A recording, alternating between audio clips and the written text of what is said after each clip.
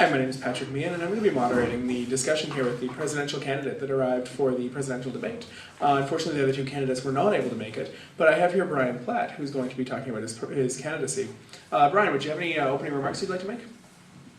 Yes, I do, actually. I think the first thing that I should do is say a little bit about who I am, because a lot of people who vote in these things and follow these things don't know. That's a function of the fact that I've never been on AUS Council before.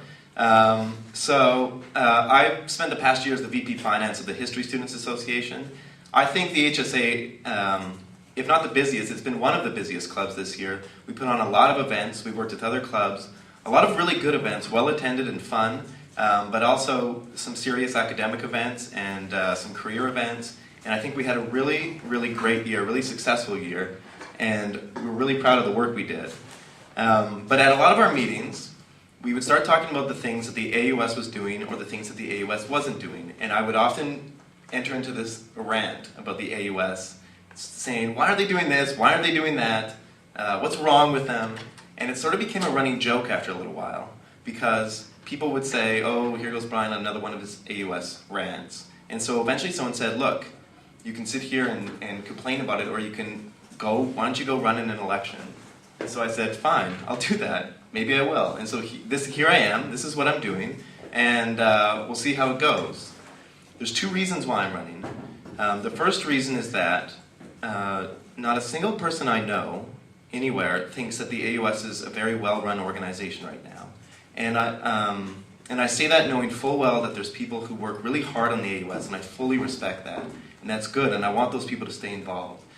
It's not an individual problem, it's just a collective problem. And the AUS needs to get better. It has to. It's the largest student organization, undergraduate student organization on campus.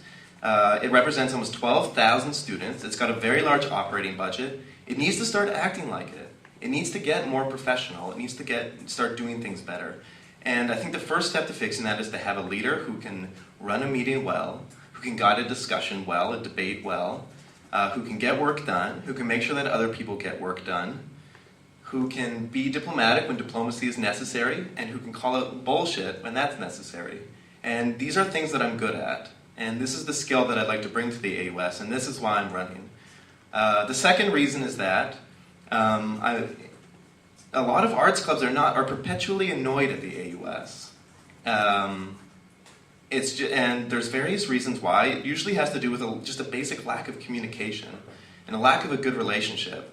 And this is the root of so many problems. It's why some of the most important positions on the AUS only have one candidate, and for VP Finance it's a joke candidate.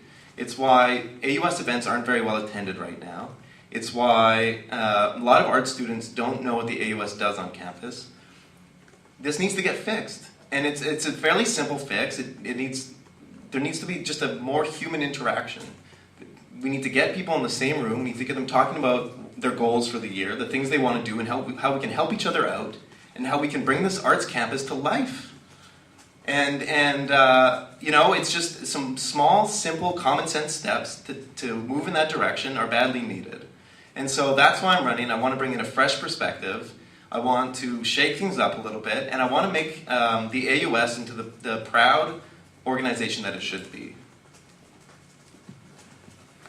All right, thank you for the opening remarks. All right, so now you mentioned that one of the big important things is communication within the AUS and getting the AUS to operate on a more sort of active role. Now, being at the top and being president, I've heard past presidents of the AUS say that running the AUS is like herding cats. You've got all sorts of competing interests, and everybody has their own pet project.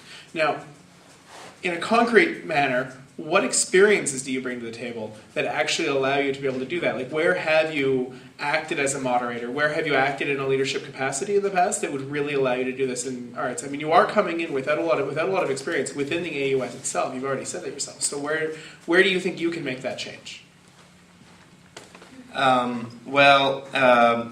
some of the events that the HSA ran this year, and these were large events, and a lot of them involved coordination with other clubs, I was involved right from the beginning in the leadership of that, along with our other exec members. And so in terms of coordinating different people, coordinating different clubs, accommodating people's interests, and keeping lines of communication open. I've been doing that all year. I've been a part of doing that.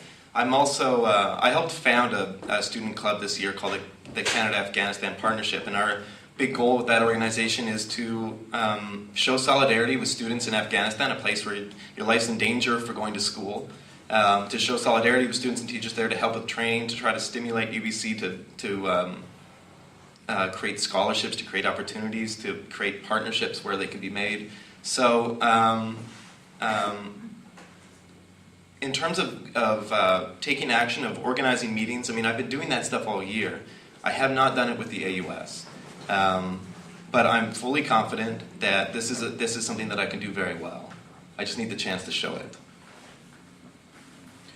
Okay, and then when you talk about making all these changes and making the AUS more accountable to students and sort of more active in students and more open to the students' eyes, what small things, because a lot of this is small things to improve students' interaction, what small things, like name one or two small things that you think right off the bat the AUS can do easily to improve their interaction with students? Yeah, well, the first thing that I think should happen immediately is when somebody walks into into Mass, into the student space in Buchanan D, there should be something greeting them right there, a large, easy-to-read, simple display that says, "Hey, art students, here's what's happening on your campus this week." And that's not just AUS events, although it would be AUS events. It's any arts club. AUS needs to promote arts clubs as if they were arts events, as if they were their own events. That's one of the things the AUS can do because it has such a large resource base. One of the first steps I would take is to get in students' faces with this stuff, to let them know what's going on their campus. To have an online calendar, I just don't think is good enough. And the second thing I would do, and again, this is along the same line of bringing this arts campus to life, is to organize a meeting in early September, bring the presidents and anybody else from those clubs who wants to come out, get us together in a room, have some beer, have some coffee, whatever, and let's have a conversation. Let's say, here are the things that have to happen this year.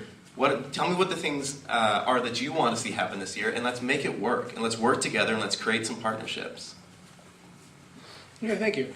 The other question that I wanted to ask is, one of the other parts of being president is to sit on the AMS. And you've got experience within the history department. Do you have much experience within the AMS level? And what do you think the biggest issues for the AMS are, and where do you think they should go? In a very sort of a quick answer.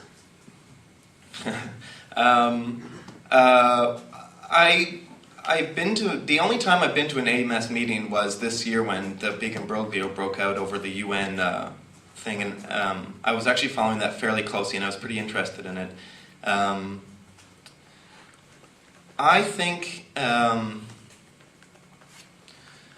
I think that when I sit on the AMS Council, a lot of what I'm going to be doing for now is listening especially to the AUS Council for what they want to see the AMS do, and to go there and bring that message. I have to be honest with you, I don't think my role is to go in and change and try to initiate change on the AMS. My role is to bring forward the wishes of the AUS Council, and I need to represent the Council on the AMS. And as I gain more experience at that level, then maybe I'll start doing more stuff on my own, but again, only with the express consent of the AUS Council. Would you have voted to impeach Blake Frederick and Tim Chu? Yeah, this is a complicated question. At first, I think they messed up pretty badly, and they did something which a president should never do, which is take a big international, costly